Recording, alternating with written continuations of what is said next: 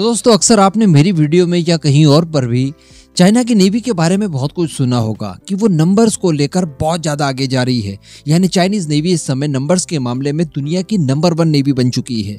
यानी चाइना ने क्वालिटी पर ध्यान तो नहीं दिया लेकिन क्वांटिटी पर इतना ज्यादा ध्यान दिया कि वो इस समय वेसल्स के मामले में नंबर 1 नेवी जाकर बन चुका है।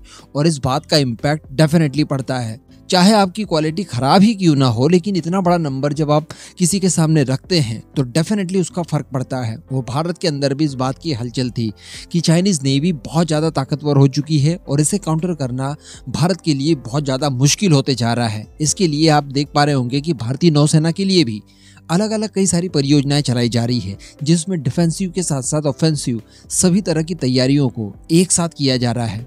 लेकिन दोस्तों आज मैं आपको बताने वाला हूं भारतीय नौसेना की ताकत, सुनकर आपके होश उड़ जाएंगे। दुनिया के नंबर 1 वेपन्स इसके अंदर इंटीग्रेट किए जाने वाले हैं, जिसके बारे में आज मैं आपको इस वीडियो में बताने वाला हूँ एकदम डिटेल में। वीडियो को एकदम एंड तक देखते हुए चैनल को सब्सक्राइब जरूर कर दीजिएगा। तो यार हम जानते हैं कि भारत दुनिया के उन 5-6 देशों में शुमार हो चुका है जिसके पास BMD है, यानी बैलिस्टिक मिसाइल डिफेंस सिस्टम। ऐसे सिस्टम्स हर किसी देश के पास नहीं हुआ करते, लेकिन भारत के DRDO की अथक प्रयासों के बाद ये भारत को मिल चुके हैं। इसको लेकर भारत की तरफ से 2 फेजेस बनाए गए हैं, फेज 1 और फेज 2। फेज 1 ऑलरेडी तैयार था, उसका डिप्लॉयमेंट भी कई जगह कर दिया। और अगर फेज 2 की बात की जाए तो उसके अंदर 2 मिसाइलें होने वाली है, एड-1 एड-2। तो एड-1 को हम लोग ऑलरेडी टेस्ट कर चुके हैं कुछ ही महीनों पहले, मैंने आपको खबर दी भी थी। और अगर बात की जाए एड-2 की तो इस समय उसके फैब्रिकेशन वगैरह का काम चल रहा है। इस तरह की खबरें निकल कर आती रहती है। तो जल्दी ही यानी इस साल के खत्म होने से पहले हम लोग एड-2 के परीक्षण को भी देख पाएंगे। अब ये जो एड-1 और एड-2 मिसाइलें हैं ये बहुत ज्यादा इंपॉर्टेंट है, क्योंकि एड-1 मिसाइल यहाँ पर 3000 किलोमीटर तक की रेंज वाली सभी बैलिस्टिक मिसाइल्स को जो इनकमिंग होगी हमारी तरफ आ रही होंगी उन सभी को रोकने में सक्षम होगी। और जो एड-2 तक जाते हैं तब उसकी रेंज पहुंच जाती है 5000 किलोमीटर। यानी 5000 किलोमीटर दूर से आ रही किसी बैलिस्टिक मिसाइल को बड़ी आसानी से वो रोक भी सकता है। और सबसे बड़ी बात की एटमॉस्फेयर के अंदर और बाहर दोनों ही जगह मार गिराने की क्षमता उसके पास है। कहने का मतलब इसके आ जाने के बाद भारत के ऊपर न्यूक्लियर अटैक कर देना इतना आसान नहीं होगा, बहुत ज्यादा दम लगाना होगा। इसी के साथ साथ कुछ समय पहले हम लोगों ने ये भी जाना था कि जो भारत का बैलिस्टिक मिसाइल डिफेंस सिस्टम है यानी BMD सिस्टम, वो काफी मामलों में हाइपरसोनिक मिसाइल्स को भी रोकने में सक्षम होगा। लेकिन दोस्तों अब आप थोड़ा सा ध्यान से देखिए कि ये सारी चीजें हमें नेवी के फील्ड में भी देखने के लिए मिलेंगी। यानी नेवी के लिए भी BMD सिस्टम की बहुत ज्यादा अनिवार्यता है।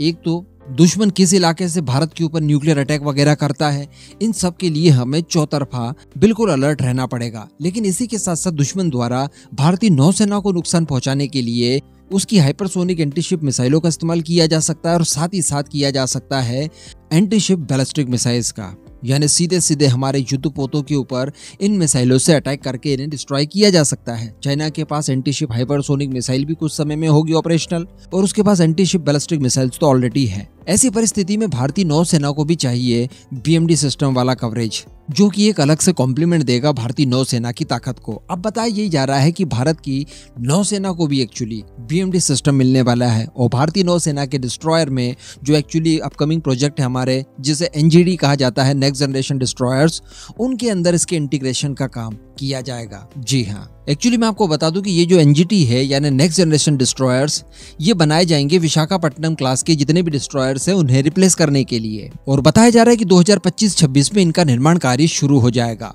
और 2031 तक ये भारतीय नौसेना का हिस्सा बन जाएंगे। अगले साल की बात की जाए तो इसके सारे कॉन्फ़िगरेशंस वगैरह को अंतिम रूप दे दिया जाएगा। यानी जिस तरह से फाइटर जेट में CDR कंप्लीट किया जाता है, ठीक इसी तरह से आने वाले साल यानी 2024 में इन डिस्ट्रॉयर्स का जो CDR टाइप का कॉन्फ़िगरेशन होगा फाइनल वाला, उसे पूरी तरह से क्लियर कर दिया जाएगा।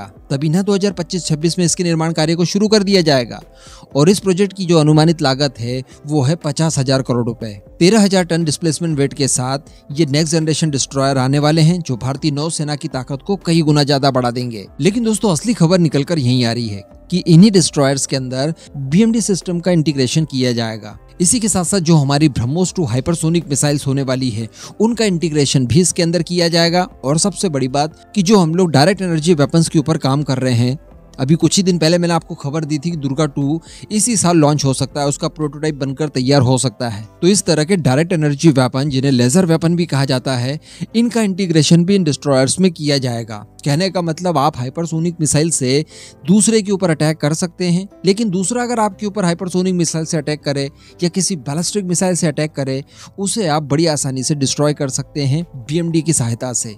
तो ऑफेंसिव और डिफेंसिव दोनों तरह की ताकत ये आपको देता है। साथ ही इसके अंदर जो लेजर वेपन्स होंगे ये आपकी ताकत को एक अलग से कॉम्प्लीमेंट देंगे।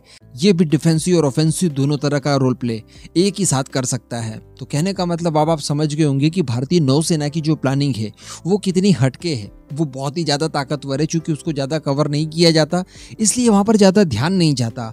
जबकि मैं आपको बता दूं कि भारतीय वायुसेना से ज्यादा भारतीय नौसेना को ताकत किए जाने की कोशिश इस समय भारत कर रहा है। इसी के साथ साथ मैं ऐड कर दूं, क्षमा चाहता हूं पहले नहीं बता पाया कि इस डिस्ट्रॉयर के ऊपर AESA रडार सिस्टम जो DRDO के द्वारा डेवलप किया गया है, जिसे long range multi functional radar system कहा जाता है, उसका इंटीग्रेशन भी किया जाएगा, जिससे सीधे कनेक्ट किया जाएगा BMD सिस्टम से। तो BMD सिस्टम के लिए ये रडार सिस्टम उसकी आंखें होगा। तो अब आप समझ सकते हैं कि हमारे ये जो डिस्ट्रॉयर होने वाले हैं NGT, ये कितने ज्यादा ताकतवर होंगे। अब इस पूरे मुद्दे पर आपका जो भी मानना हो नीचे कमेंट करके जरूर बताइएगा।